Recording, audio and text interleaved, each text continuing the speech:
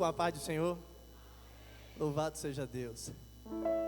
Eu já ouvi Deus falar poderosamente essa noite, irmãos, sem nenhuma demagogia, porque Ele é fiel. Usando cada vaso, cada instrumento, cada louvor, cada adoração que foi feita neste lugar, eu ouvi a voz do meu Senhor. Deus usando aqui o seu servo Sueldo de uma maneira maravilhosa, como sempre o faz. Ele só equivocou-se em uma palavra que o pastor tomou da minha mente. Deus usou ele antes de mim, que tem amigos mais chegados do que irmão. E esse Senhor que tem me dado o prazer essa noite de estar conosco, Ele é mais chegado do que irmão. Não só ele, como a esposa, seus filhos Samuel e Silas, fazem parte da nossa história. Eu agradeço a Deus, porque Ele está aqui esta noite. Irmãos, eu tenho para falar esta noite, pelo aquilo que o Senhor colocou em nosso coração. Uma palavra bastante conhecida, que eu sei que os irmãos conhecem, já foi citada várias vezes aqui. Nós vamos falar essa noite sobre um profeta missionário. Como trata-se de um culto de missão, nós vamos falar de um profeta missionário. Mas não é um profeta missionário como qualquer outro que tem o dever de fazer missão, porque a missão, na verdade, está no coração da igreja. Não precisa ser profeta, diácono, presbítero, pastor apenas para fazer a obra, não. Você apenas tem que entender que é um chamado obrigatório para todo aquele que se alista para esse exército. Louvado seja Deus. Quando você diz a seu amigo de trabalho, Jesus te ama. Você está fazendo o trabalho que a igreja é incumbida a fazer. Nós sabemos que não é fácil, irmãos. Falar de missões é algo maravilhoso, mas não é fácil. Imagina o que esses homens passaram quando começaram esse ministério, há 84 anos atrás. Imagina tudo que eles suportaram, que enfrentaram, as tribulações. E uma palavra usada aqui que nós também vamos usar o texto, que Deus também confirmou aqui esta noite: tempestades. Apareceram quantas na vida deles? Quantas vezes tentaram desanimar, desacreditando até da sua chamada? Porque quando oramos, muitas das vezes a resposta não vem no ato da nossa oração. Mas quando dobramos nosso joelho, confiando e crendo na palavra do Senhor, e naquele que veio pagar um preço que ninguém poderia pagar por si próprio, independente de classe, raça e cor, foi um preço derramado de sangue que Jesus pagou. Mas antes de Jesus vir aqui à carne, segundo alguns historiadores, há 8 séculos antes de Jesus vir, Deus chamou um homem para fazer uma missão e apregoar a palavra dele. E é sobre esse homem que nós vamos ler essa noite, igreja, chamado o profeta Jonas. E veio a palavra do Senhor a Jonas, filho de Amitai, dizendo: levanta-te, vai à grande cidade, a cidade de Nínive, e clama contra ela, porque a sua malícia subiu até mim. E Jonas se levantou para fugir de diante da face do Senhor para Tarsis. Aleluia. Descendo a Jope, achou um navio que ia para Tarsis. Pagou, pois, sua passagem, desceu para dentro dele, para ir com eles para Tarsis, de diante do Senhor. Mas o Senhor mandou ao mar um grande vento, aleluia, e fez-se no mar uma grande tempestade, e o navio estava para quebrar-se. Então temeram os marinheiros, e clamava cada um ao seu Deus, e lançavam no mar as fazendas que estavam no navio para o aliviarem do seu peso. Jonas, porém, desceu aos lugares do porão se deitou e dormiu um profundo sono. Aleluia.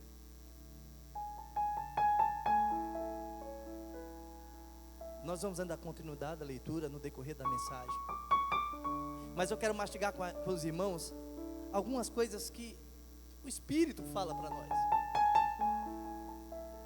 Há chamados na vida de um cristão que é específico.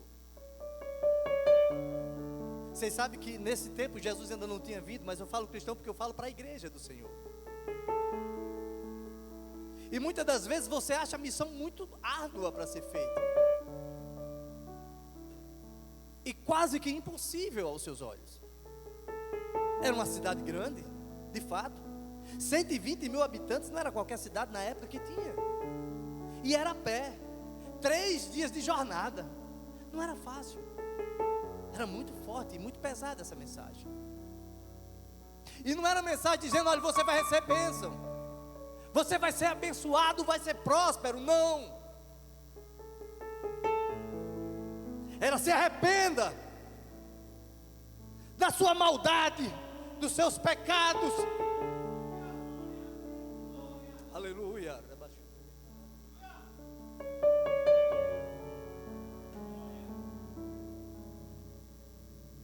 E eu fiquei ali indagando ao Senhor, dizendo: Senhor, quanto foi difícil para Jonas tomar essa decisão, porque ele não estava se escondendo da face de nenhum homem, mas de Deus. Todos nós sabemos que na continuidade da leitura, Deus levanta esse mar, levanta esse vento, faz uma tempestade, ele vai para o porão para se esconder, e lá adormeceu. É nossas escolhas ficarmos dormentes pelo que está ao nosso redor.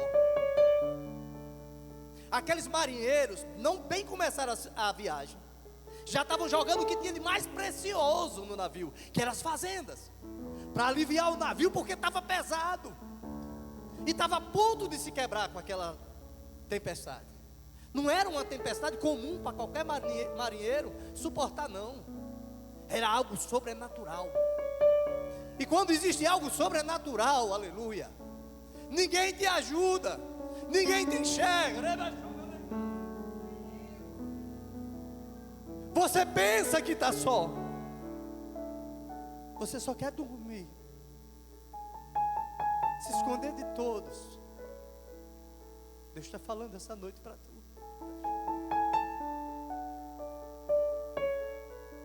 Mas antes do sono te deixar dormente, os que estavam ao redor estavam passando por toda aquela tempestade. E quando nós observamos na leitura, cada um começou a clamar o seu Deus. Eles entraram naquele navio, cada um com a sua fé, com a sua crença. Eu nasci assim, fui criado assim, dessa forma, etc. Mas na hora da tempestade, aleluia, cada um clamou, e clamar é gritar pelo seu Deus, pelo socorro. E gritavam pelo socorro do seu Deus,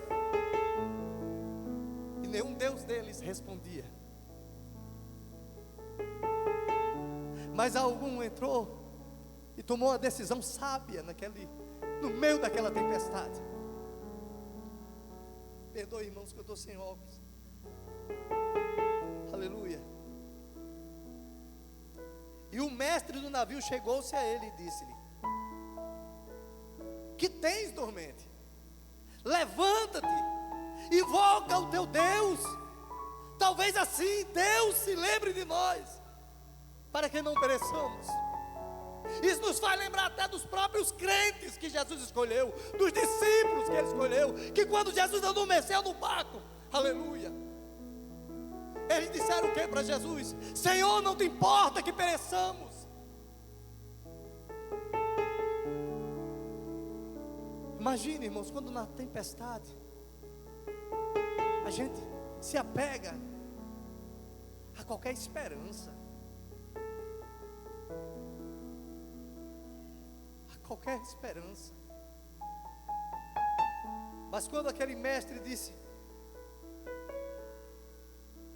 Deus talvez assim, Deus se lembre de nós, para que não pereçamos. E dizia a cada um ao seu companheiro: vinde, lancemos sortes, para que saibamos por que causa nos sobreveio este mal. Porque às vezes o mal, quando vem, a gente não tem noção por que causa veio, mas o mal um dia chega, e quando chega, chega junto à tempestade. Aleluia. E é nessa hora, aleluia, que você fica sem saber, sem entender, sem compreender as coisas. Mas alguém disse: vamos lançar sorte. E quando lançaram sorte, caiu sobre Jonas. Então lhes disseram: declara-nos tu agora, por que razão nos sobreveio este mal? Que ocupação é a tua? De onde vens? Qual é a tua terra? E de que povo és tu? E de que povo és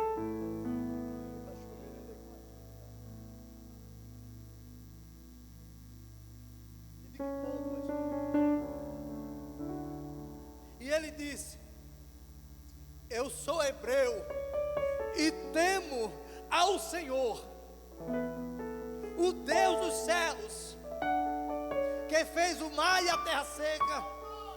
Aleluia. Então os homens se encheram de grande temor.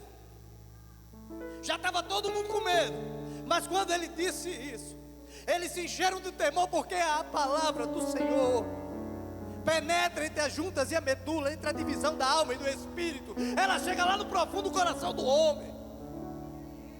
Ele se esquece da sua patente, ele se esquece da sua postura. Quando Deus fala, o coração do homem se derrete.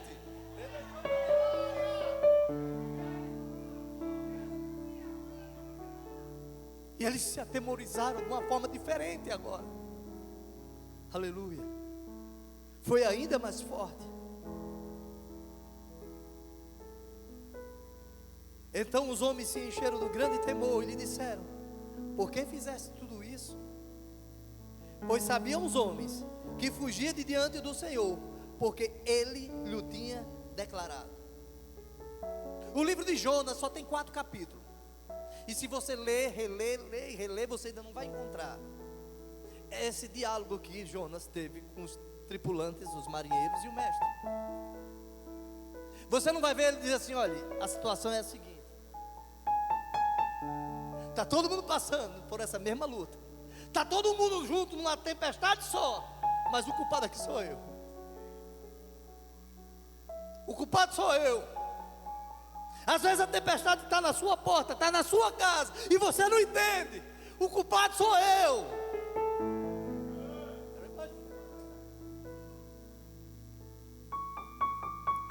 Aleluia.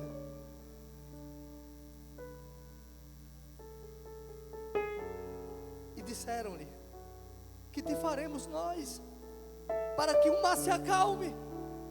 Porque o mar se eleva e se engrossa cada vez mais.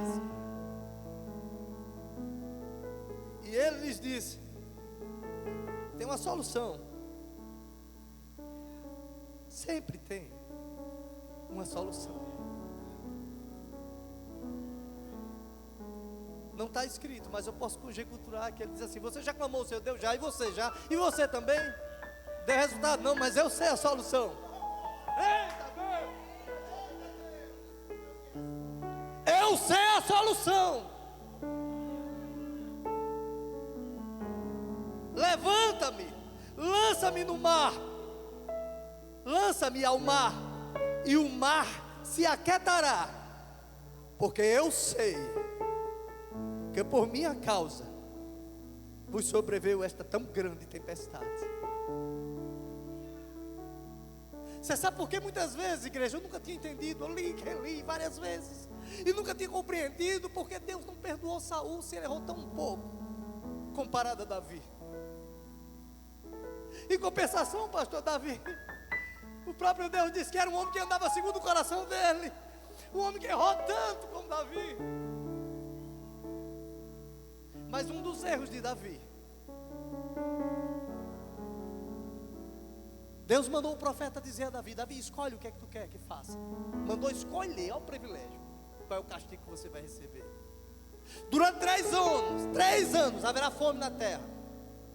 Durante 3 meses serás perseguido pelos teus inimigos. Ou durante 3 dias tu cai na minha mão. Davi tinha uma intimidade com Deus que era extraordinária. É melhor cair na mão de Deus, porque grandes são suas misericórdias, Senhor. O profeta entregou a Deus: ó Deus, o recado de Davi foi esse. Aí Deus disse para Davi: está feito. Anjo, levanta a tua mão e estende sobre o povo. E num só dia começou. Morre 1, morre 2, morre 3, morre 4, morre 5, morre 1.000, morre 5.000. 75.000 pessoas tinham morrido naquele dia. Aí onde vem um grande mistério, a diferença entre Saul e Davi. Davi rasgou suas vestes, se cobriu de pano de saco, se cobriu de cinza, meteu a cara no pó e disse desse jeito para Deus: Senhor, o culpado sou eu. Não é esse povo não, Senhor. O culpado sou eu, faça comigo e não com eles. Aleluia. Sabe qual foi o resultado? Só passou 24 horas. Era 72 horas. E o anjo está lá fazendo a ordem do Senhor. Aí Deus disse: vai lá, anjo, tira a mão de cima do povo.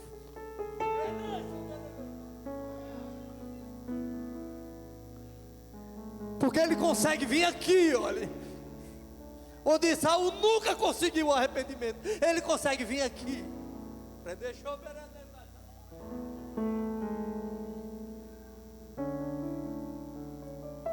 Quando aqueles homens que subiram naquele navio, cada um com a sua fé, com a sua crença, com a sua realidade religiosa, mas diante de uma tempestade não comum, que fizeram todos ter a convicção que era algo sobrenatural.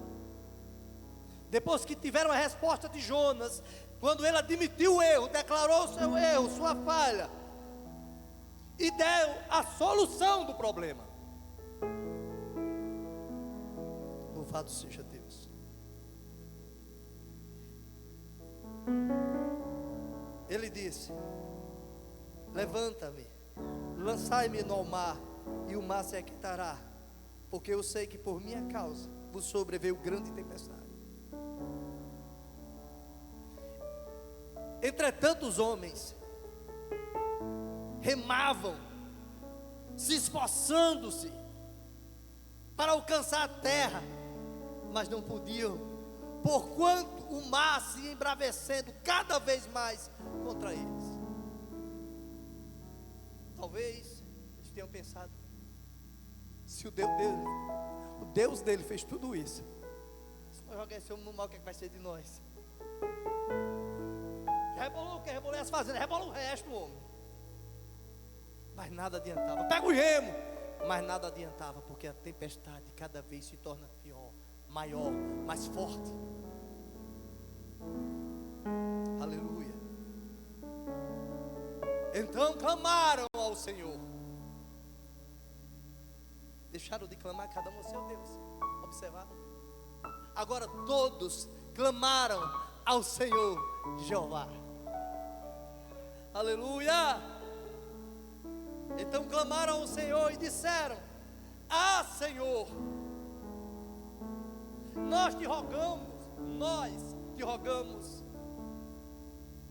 não pereçamos por causa da vida deste homem, e não ponha sobre nós o sangue inocente, porque tu, Senhor, o fizeste como te aprouve. E levantaram Jonas e lançaram ao mar, e cessou o mar da sua fúria. Aleluia. Cessou o mar da sua fúria. Porque eles disseram que não são culpados do sangue daquele homem, porque o mar já era bravo. Do jeito que estava a tempestade, um homem caindo na água, ele ia sobreviver. Jonas sabia que pelo seu erro só tinha um jeito de pagar, seu castigo era ser lançado no mar, para poupar a vida daqueles que deixaram de acreditar cada um em seu Deus e foram convertidos ao Deus Jeová dentro da tempestade. Aleluia. Você pode estar passando uma tempestade, mas lembre-se que dentro da tempestade Deus ainda dá experiência a crente maravilhosa. Mesmo que na tempestade você não confie, não tenha mais força, não tenha esperança alguma, mas saiba que Ele continua no barco com você. Ainda que Ele pareça estar dormindo, mas Ele não saiu do barco.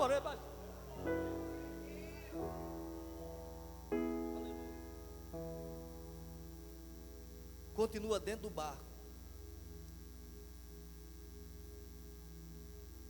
Deparou, pois, o Senhor um grande peixe para que tragasse a Jonas. Esteve Jonas 3 dias, 3 noites, está entrando o peixe. No capítulo 1 nós vemos o resultado do princípio da sua convocação. No capítulo 2 nós vemos o que Jonas passou no ventre do peixe. Porque se vocês observaram, desde o início da tempestade, quando ele viu a tempestade, o caldo engrossar, foi o que ele fez? Foi para o porão dormir. Ele tinha uma convicção tremenda, Jonas. Porém, muitas pessoas que estão aqui esta noite, que têm uma convicção tremenda,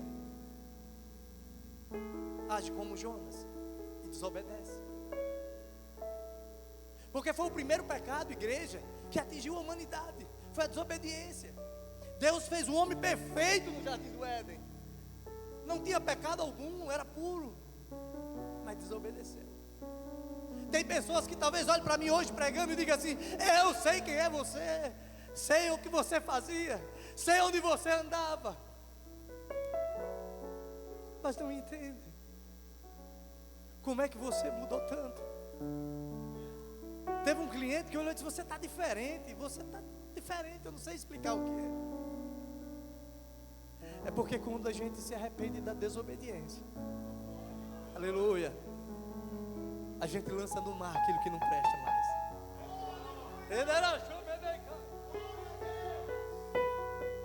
A tua tempestade vai se acalmar quando você entender que se for preciso morrer para o velho homem totalmente, morra.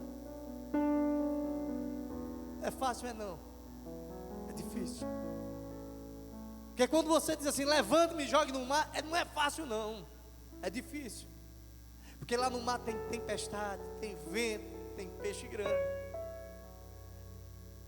Mas você tem que entender que Deus vai além do que o homem pode imaginar. Todos tinham que o sangue daquele homem estava inocente, mesmo sabendo que eles, achando que ele ia morrer. Mas foi para onde? Dentro do peixe.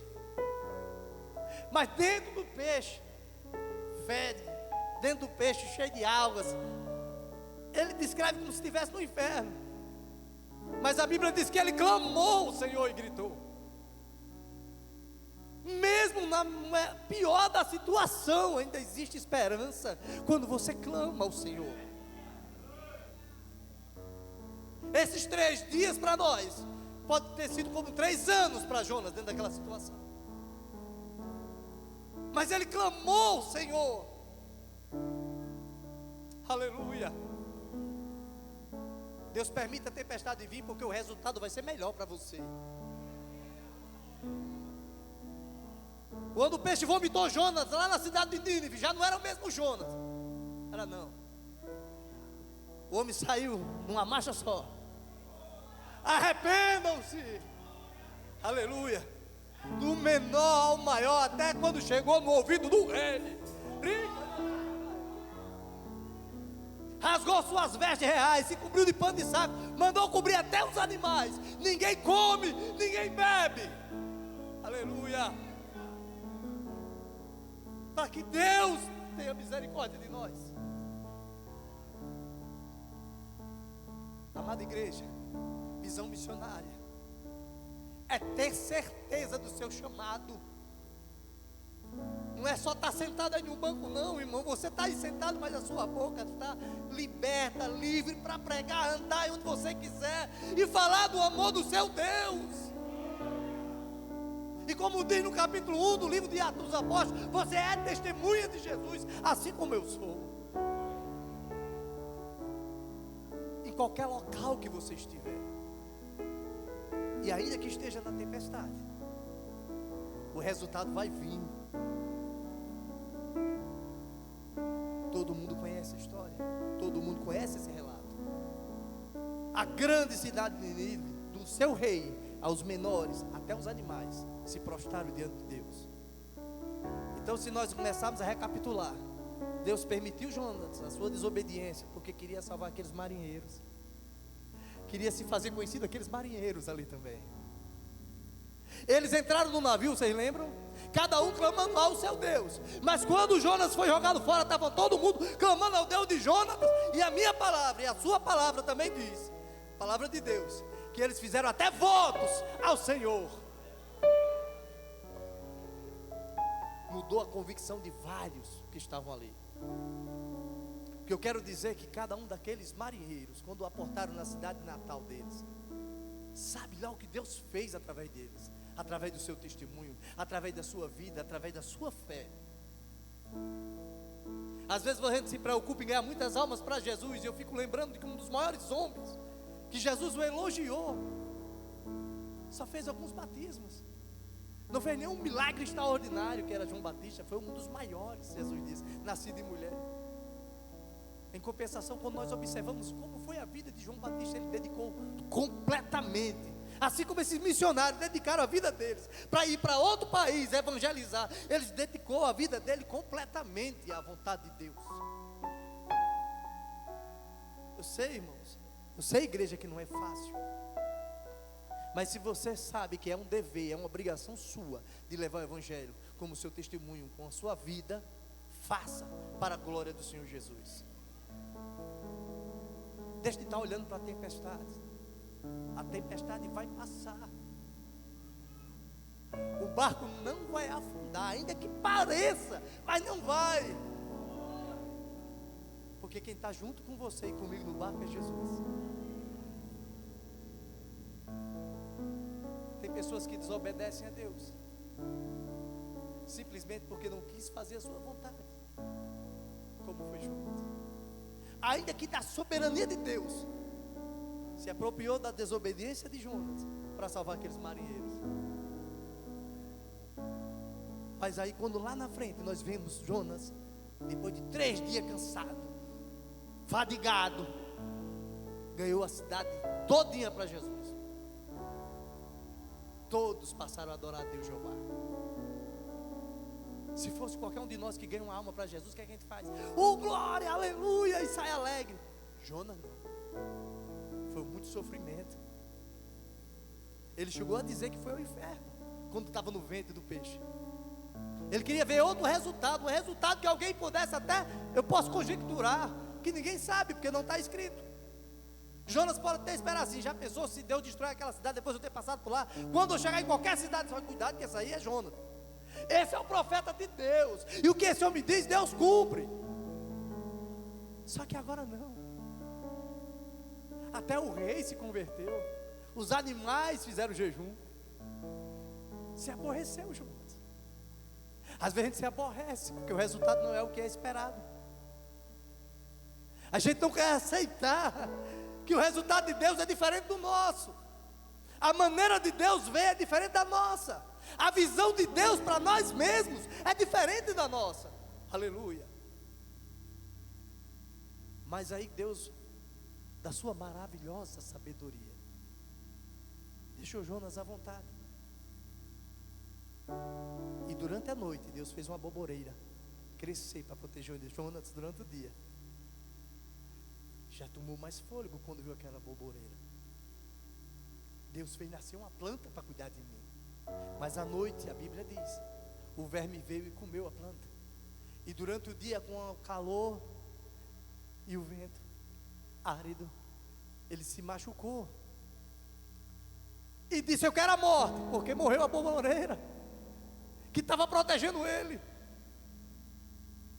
Uma plantinha que nasceu numa noite e morreu na outra. Ele se preocupou e Deus disse: Jonatas, tu está ressentido por uma bomboreira que eu fiz nascer durante a noite e morreu na outra noite. Olha para esse povo, Jonatas. Olha para esse povo, Jonatas, que não sabe distinguir da mão esquerda para a direita. E às vezes a gente só quer pregar quem quer. Acha que ninguém tem a mesma oportunidade. Se você tiver a oportunidade, seja diante de um advogado ou de um homem simples do campo, mas fale de Jesus para ele. Quero agradecer aqui a minha oportunidade de pedir as orações do céu a nosso favor. Que eu estava olhando aqui na minha Bíblia, dia 17 de dezembro do ano passado. Aleluia. Deus usou o missionário Aldair para me dar essa Bíblia de presente. Você não tem noção do valor que ela é para mim. Não só por ser a palavra de Deus, irmão Daí, mas porque foi uma das Bíblias que eu mais mastiguei em tão pouco tempo. Aleluia. Porque, irmãos, o tempo de Deus está próximo. Jesus está às portas para buscar a sua igreja. Nós não podemos deixar negligenciar a oportunidade de ser um missionário de Jesus. Você que está aqui essa noite, você que está afastado, você que está distante, lembre-se que cada momento que você passa distante dele, aleluia, você está mais distante ainda de ser um instrumento na mão dele. Mesmo que não seja para ganhar uma cidade, como fez Jonas, mas ganhar um, porque a Bíblia diz que por uma alma é uma festa no céu. Uma alma é uma festa no céu. Eu agradeço a oportunidade em nome de Jesus. Amém.